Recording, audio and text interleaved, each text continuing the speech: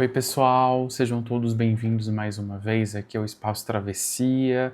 Meu nome é Jean Antônio, sou idealizador desse espaço, um espaço que tem como objetivo fazer várias trocas aqui psicológicas, neuropsicológicas, a partir de atravessamentos que eu gostaria de propor para vocês, atravessamentos para outros campos do saber, atravessamentos para produções culturais, fenômenos comportamentais, fenômenos humanos de toda ordem, e a partir do que a cultura nos traz, a partir do que os fenômenos humanos podem nos trazer, a gente irá reflexões e neuropsicológicas disso.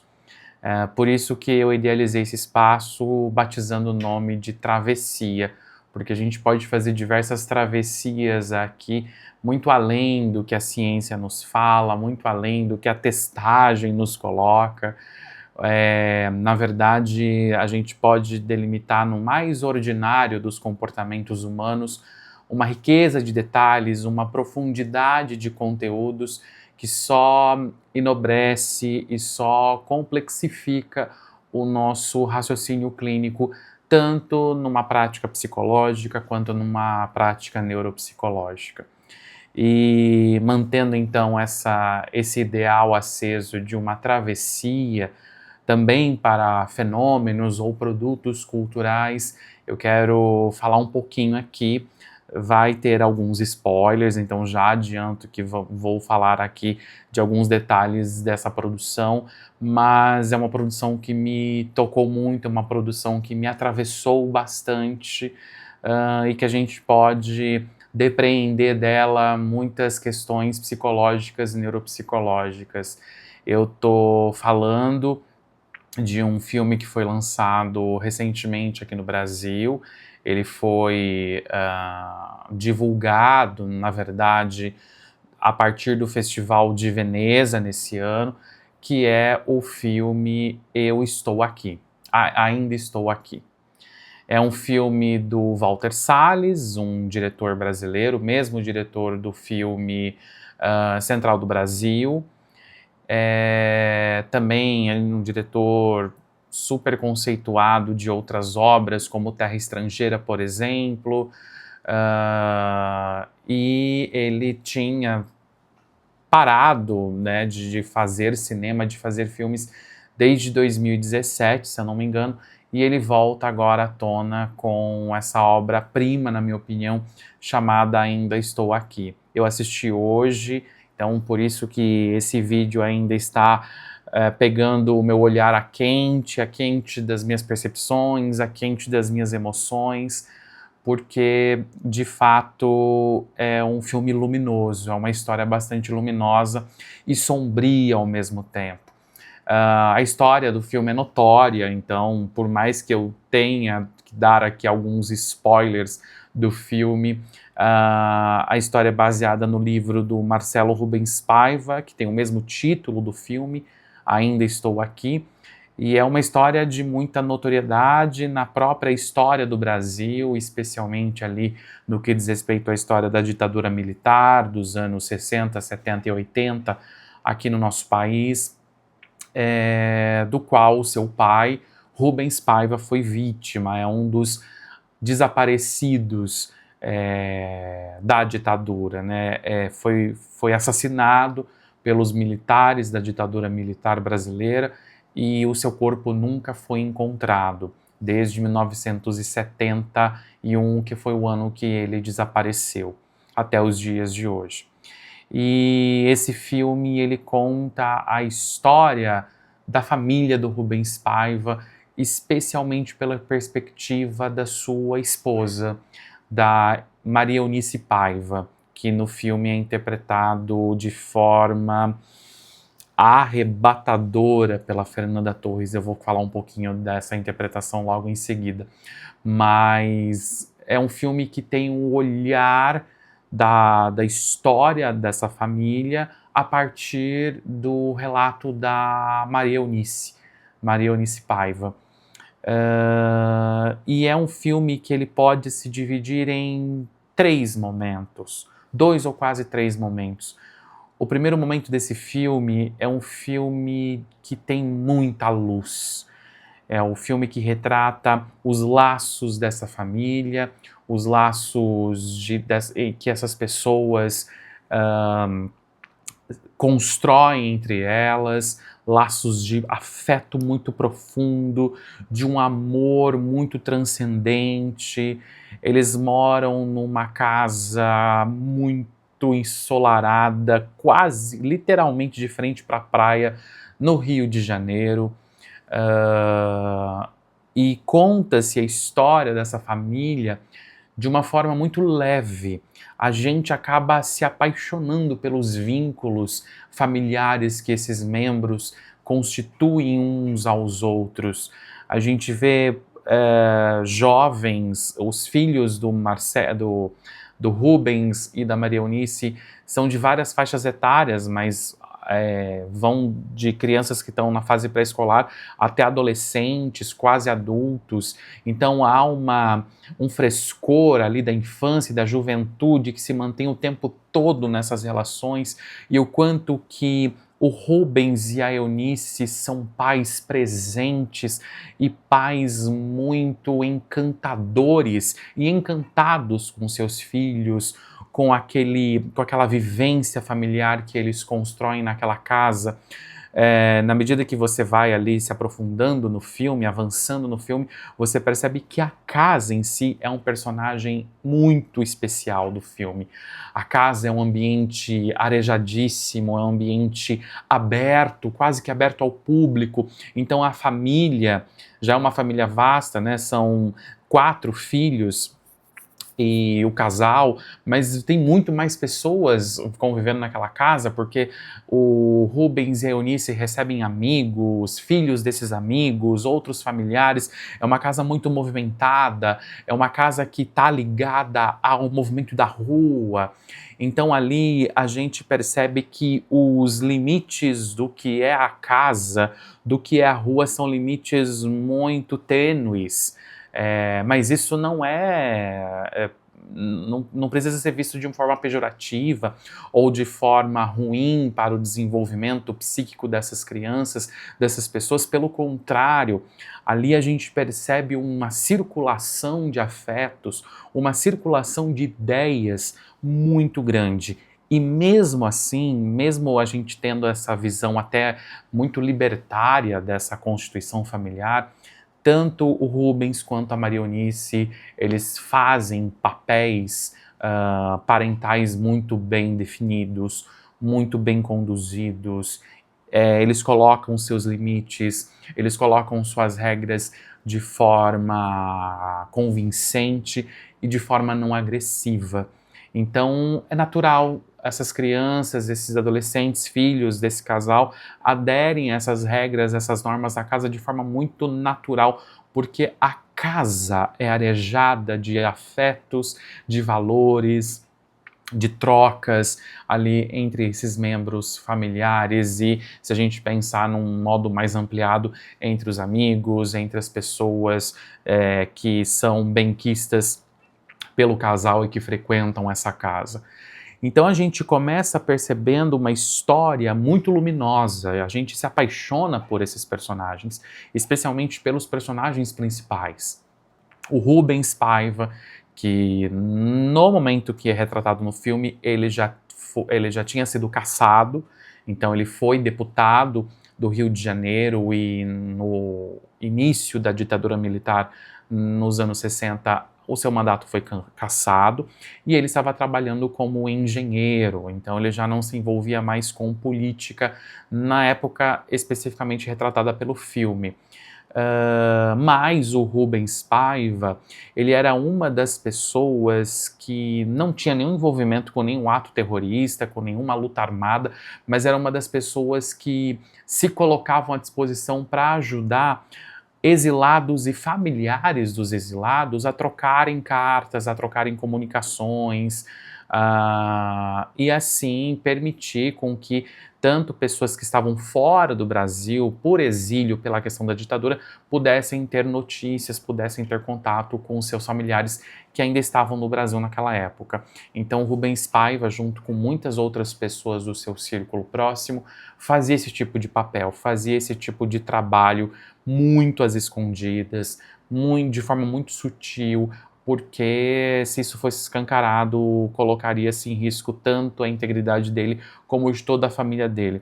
Mas a gente vai ver ao longo do filme que, mesmo sendo um trabalho escondido, um trabalho feito realmente nas intocas, a ditadura militar consegue, então, capturá-lo, consegue ali monitorá-lo e consegue perceber que ele está, sim, prestando serviços ao que a ditadura militar fala, ao comunismo, ou que ele esteja envolvido de forma direta ou indireta com a luta armada, com os terroristas, que era como a ditadura militar nomeava os comunistas ou as pessoas que eram mais ligadas à esquerda brasileira nessa época. Então, por causa disso, Rubens Paiva, ele começou a ser acompanhado de perto, monitorado de perto, tanto ele quanto sua família, pela ditadura militar, pelos militares brasileiros. E aí a gente vê essa história luminosa, a história dessa família, a história desse casal que de repente, né, um casal que tem uma sintonia muito próxima, tem uma sintonia muito leve, é um casal que é extremamente apaixonado um pelo outro, é um casal que tem ali papéis na família muito bem delimitados, como eu já falei, mas que daí, a partir de um certo ponto, algo muda. Algo muda porque a ditadura militar, então, vai ao encontro na casa do Rubens Paiva para capturá-lo, com o pretexto de apenas pegar ele para fazer um depoimento, mas ele é capturado dentro da sua casa e tanto a Eunice quanto sua família nunca mais o vê. É uma cena muito bonita, muito tocante, a forma como tanto o Rubens Paiva quanto a Eunice se entendem pelos olhares sobre o que está acontecendo a partir daquele momento que os militares entram na casa deles. E quando os militares entram na casa deles, a gente então vê o cenário da casa mudar. Algumas daquelas pessoas do serviço militar fecham as cortinas, fecham as portas, aquele lugar ensolarado, arejado vai ficando sombrio, vai ficando restrito, vai ficando contido, e aí se instaura o que psicologicamente nos chama muito a atenção aqui, que é o não dito, o silêncio, as entrelinhas, aquilo que não está explícito, porque o Rubens Paiva é levado e de repente não se diz mais nada para o que ele está sendo levado, para onde ele está sendo levado e principalmente quando ele vai voltar. Quando ele vai voltar? Para onde ele foi? E o que está acontecendo com o Rubens Paiva quando ele está ausente dessa casa, da convivência dessa família, da convivência junto à sua esposa Maria Eunice. E a gente começa a olhar na face, no comportamento, nas nuances da Maria Eunice, o quanto que esse não dito vai corroendo essa casa, o quanto que esse não dito vai corroendo as relações, vai tentar corroer as relações familiares que eles tinham, o quanto que esse silêncio acaba sendo ensurdecedor para todo mundo. E é muito angustiante ver essa mudança de chave no filme.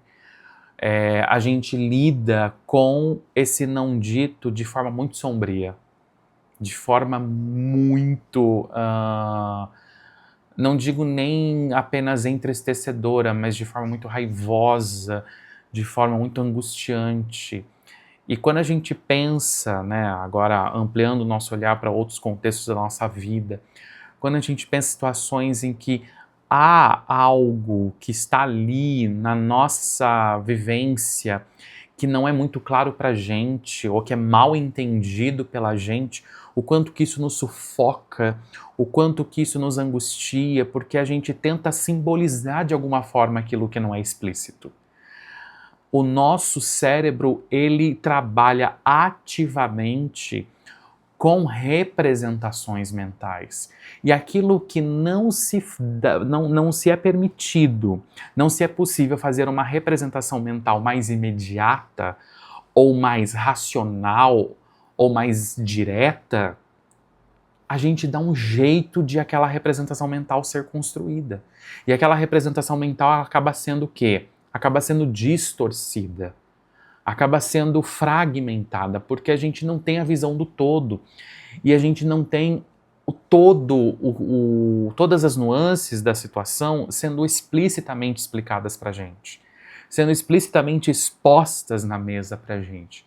Então aquilo que a gente subentende, aquilo que a gente infere, aquilo que a gente intui, ou prevê, ou hipotetiza, mas sem ter certeza, porque a coisa não se manifesta totalmente, a palavra não é falada totalmente, então a gente vai criando uma representação que pode ser muitas vezes distorcida dessa realidade, muito longe do que realmente seria se fosse dito. E a gente lida com muitos contextos na nossa vida cotidiana com não ditos, ou com mal ditos.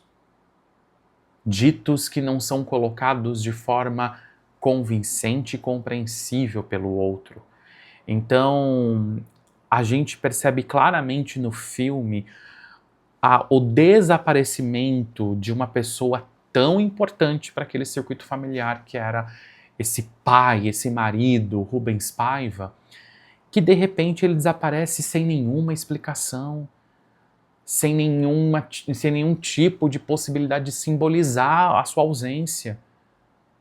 E o desaparecimento é cruel nesse sentido. A própria Maria Eunice fala, depois em entrevista aos jornalistas, num outro momento do filme, que a maior tortura ao qual a ditadura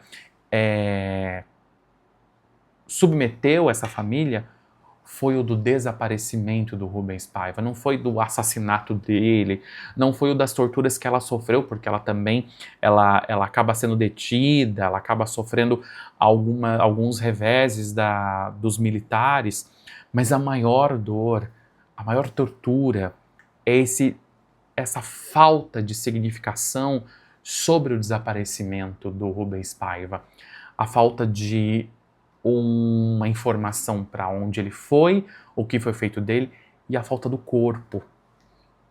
Em algum momento, a Maria Eunice, ela consegue se convencer de que ele morreu, assassinado pelos militares, mas não há corpo. O corpo está desaparecido até hoje. Não há nada real que a gente possa, a partir desse real, simbolizar, que a gente possa representar de forma mais fidedigna. E quanto mais a gente vive em situações em que o não dito prevalece, ou em que o maldito, o que é dito de forma incompleta ou mal expressado, a gente vive sob essa tortura, porque o nosso cérebro está tentando interpretar de alguma forma. E quando não há clareza sobre essa interpretação, não há elementos suficientes no real para a gente fazer essa simbolização, a gente começa então a colocar elementos da nossa fantasia, elementos da nossa subjetividade, elementos ali até mesmo inconscientes que a gente acaba projetando nessa representação e criando então uma representação distorcida do real. O não dito em circuitos afetivos, em relações familiares, em relações vinculares, ele faz muito mal. Ele faz muito mal porque ele é gerador de representações mentais distorcidas. E representações mentais distorcidas podem ser combustível para uma maior desregulação emocional, para uma maior sensação de vulnerabilidade, para uma maior sensação de persecutoriedade com as coisas. Porque se a realidade não me dá signos significantes suficientes para eu tentar simbolizá-los, eu vou começar então a construir uma ideia de que essa realidade ela escapa de mim, de que essa realidade ela não é toda mostrada para mim. Então eu acabo desenvolvendo algumas relações de persecutoriedade com essa realidade. Agora, voltando ao filme, o mais impressionante da Maria Eunice, a partir do momento que ela vive com esse não dito, que ela vive com essa ausência tanto do Rubens, pessoa física, quanto do que aconteceu com o Rubens, a Maria Eunice ela não entra em nenhum momento, pelo menos no filme, ela não entra em nenhum momento em desespero. Ela se coloca no papel de alguém que precisa ainda estar ali para ser esteio dessa família que fica, esteio dos seus filhos. É com ela agora o real da coisa, é com ela agora a tentativa de manter esses vínculos familiares. E ela não se desespera em prol dos filhos e também em prol da sua própria dignidade. Ela fala algo muito incrível, e também a própria Fernanda Torres, em algumas entrevistas sobre o filme, que o elenco está visitando uma série de festivais para promover uma campanha para que o filme seja indicado ao Oscar em algumas categorias, especialmente filme estrangeiro e atriz para a Fernanda Torres. E nas entrevistas a Fernanda Torres fala, e a Maria Eunice também falava na época, que o chorar, gritar, sofrer, estampar o desespero sobre o desaparecimento do seu marido seria dar para os militares o que eles queriam. Seria dar para os militares os seus fragmentos, os seus pedaços. E a Maria Eunice tomou essa decisão desde o início. Eu não vou me fragmentar na frente dos militares. Eu não vou me desesperar na frente deles. Eu não vou dar o que eles querem. Pelo contrário, eu vou dar o meu sorriso. Eu vou dar a minha resiliência. Eu vou dar a minha capacidade de ainda continuar mantendo minha família unida em torno de mim e dos ideais, tanto meus quanto do meu esposo. E isso é muito forte no filme. E a gente percebe pela interpretação contida e extremamente sensível da Fernanda Torres o quanto que a Maria Eunice consegue fazer isso, apesar de dentro dela esse desespero está ali a ponto de vir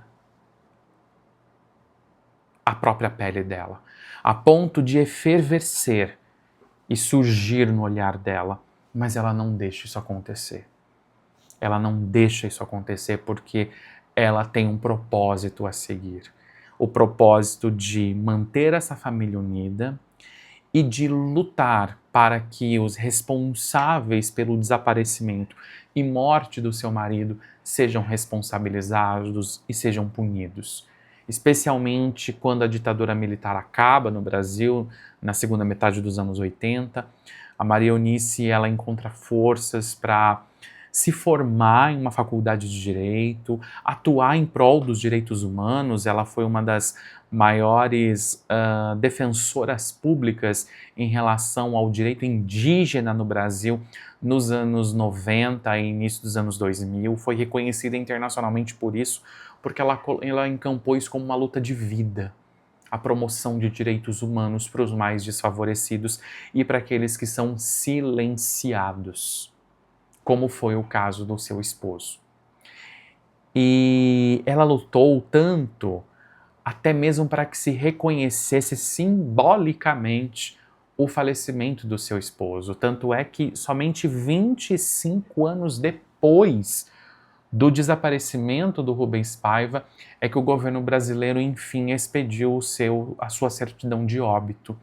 e ali, de uma forma oficial, responsabilizou os militares pela morte do seu esposo. Mas isso ela só conseguiu em 1996. Ele desapareceu em 1971, 25 anos depois. E é muito bonita a cena onde ela recebe o atestado de óbito, chama os jornalistas, dá a sua entrevista, dizendo que ali se encerra esse período de tentar simbolizar essa ausência do seu esposo e mostra o atestado de óbito com um sorriso no rosto. Ela e os seus filhos, o Marcelo Rubens Paiva e uma outra filha, eu acho que é a mais nova, que agora eu não me lembro o nome. Para ela é uma vitória, porque para ela aquele atestado de óbito é uma forma de simbolizar o não dito. Finalmente o não dito foi explícito. Finalmente o não dito foi dito, foi legalizado, foi colocado no real para ser simbolizado de alguma forma. Mesmo que ainda não tenha o corpo, mesmo que ainda não tenha o mais real de tudo isso que é o corpo. Mas o atestado de óbito já é uma possibilidade de fazer uma representação mental sobre isso de maneira um pouco menos dolorida, um pouco menos angustiante. Então, a Maria Eunice, ela consegue isso. E aí o filme avança ao longo dos anos, demonstrando muito o desenvolvimento da carreira da própria Eunice, dos filhos da Eunice, até que o filme chega em 2014, com os filhos já com outros filhos, com netos, com bisnetos ali na família. E aí entra em cena Fernanda Montenegro atuando no papel da Maria Eunice idosa com uma síndrome demencial, mais especificamente falando aqui a doença de Alzheimer. E são, assim, não dá 2 minutos de exibição na tela do cinema, não dá 2 minutos do filme, mas se tem uma interpretação sobre o que é uma pessoa com doença de Alzheimer numa fase mais avançada, se tem uma interpretação que que ela emula completamente isso, é Fernanda Montenegro nesses 2 últimos minutos do filme Ainda Estou Aqui. É uma interpretação completamente avassaladora, em que ela não fala uma palavra sequer. Tanto é que isso é importante para representar a fase avançada da doença de Alzheimer na Maria Eunice. Ela já está num momento de mutismo completo, ela já não consegue acessar nada do seu léxico mental. Ela já não consegue ter nenhum arcabouço de palavras armazenadas no seu léxico mental. Ela está em mutismo completo, demonstrando aí o avanço importante da doença de Alzheimer. E tem um momento em que ela já está na cadeira de rodas, ela está com esse olhar vazio, esse olhar que atravessa a gente de alguma forma e que não nos diz nada, que é o típico olhar de uma pessoa com uma síndrome demencial mais avançada, um olhar sem nenhuma possibilidade de a gente analisar algum tipo de expressão, algum tipo de inferência no que esse olhar está transmitindo, esse olhar que nos atravessa, não é fixo para a gente, ele atravessa qualquer coisa. Mas tem um momento em que ela está ali na sala, sozinha, eles estão comemorando ali o aniversário de um membro da família, todos os familiares estão fora da casa, e ela está olhando para a televisão sozinha. E de repente na televisão surge uma notícia da comemoração ali, da lembrança dos 20 e poucos anos do fim da ditadura militar no Brasil, e durante a reportagem são citados alguns nomes notórios de pessoas que desapareceram durante a ditadura, como o jornalista Vladimir Herzog e o ex-deputado o ex-deputado Rubens Paiva, marido da Eunice. Quando ela começa a ouvir a notícia que é sobre a ditadura, ela começa lentamente a fixar o olhar na tela da televisão, e quando ela vê a foto e escuta o nome do seu marido, Rubens Paiva, o olhar dela enche de brilho. O olhar dela se fixa para a imagem da foto do seu marido na tela da televisão. Ali a gente percebe que algo dentro da Marionice ainda continua vivo, ainda continua ligado, ainda continua provocado afetivamente. A gente pode até pensar que, apesar de uma doença de Alzheimer bastante avançada, ela consegue se lembrar, mesmo que de forma muito fragmentada, de quem é aquele homem que está na fotografia em preto e branco exibida na tela da televisão. De que nome que se trata aquele falado na TV, Rubens Paiva. A sua face se ilumina, ela se empolga, ela se projeta para frente. E depois que a notícia acaba e se fala de outra coisa na televisão, ela volta à mesma postura. É uma interpretação, como eu falei para vocês, arrasadora, impactante e memorável da Fernanda Montenegro nesses dois últimos minutos do filme. 2 minutos em que Fernanda Montenegro demonstra que realmente é a maior atriz brasileira de todos os tempos.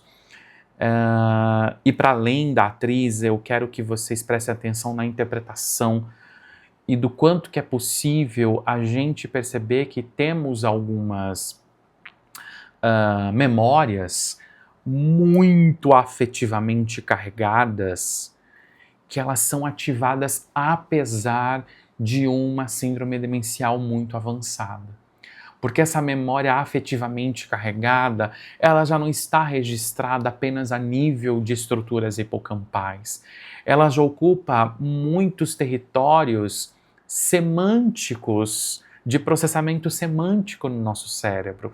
Na medida em que essa memória que a gente registra inicialmente de forma episódica, na medida que essa memória vai ficando cada vez mais consolidada, vai ficando cada vez mais robusta, vai criando cada vez mais raízes na nossa vivência, no nosso cotidiano, e ela vai sendo emoldurada de afetos. Essa memória ela toma conta de outras estruturas. Ela é, digamos assim, é como se ela fosse partida, fragmentada em diversas circuitarias do nosso cérebro. E essas circuitarias se unem, essas circuitarias trabalham em conjunto para trazer essa memória atualizada à tona novamente. Mesmo que seja apenas a impressão de aquele homem na tela da televisão e de aquele nome pronunciado fazer algum sentido para a gente e algum sentido importante a ponto de essa mulher prostrada retornar a uma vida com brilho nos olhos, como foi a Eunice nessa cena, interpretado magistralmente pela Fernanda Montenegro. Então, é a minha recomendação para esse final de semana prolongado que se avizinha aí, né? Nós vamos ter feriado nessa sexta-feira, dia 15 de novembro. Vá aos cinemas, assista Ainda Estou Aqui. Ainda Estou Aqui reflete muito este não dito, porque mesmo que a gente não diga alguma coisa, mesmo que a gente não consiga simbolizar, representar alguma coisa, aquilo ainda fica ali, aquilo ainda está ali, as coisas ainda permanecem ali. E construindo aqui um outro sentido, aquelas representações que realmente dão sentido à nossa existência, são carregadas de afeto na nossa vida, elas ainda permanecerão aqui com a gente por muitos e muitos anos, mesmo a despeito de uma síndrome demencial. É a minha dica para vocês, que vocês possam ser atravessados pelo filme, pelas interpretações de todo o elenco, interpretações incríveis de todo o elenco, especialmente das Fernandas, da Fernanda Montenegro, mãe, e da Fernanda Torres, filha. Fernanda Torres, que faz uma Maria Eunice para ficar na história, e para ficar nos nossos atravessamentos reflexivos para sempre. Até a próxima, pessoal!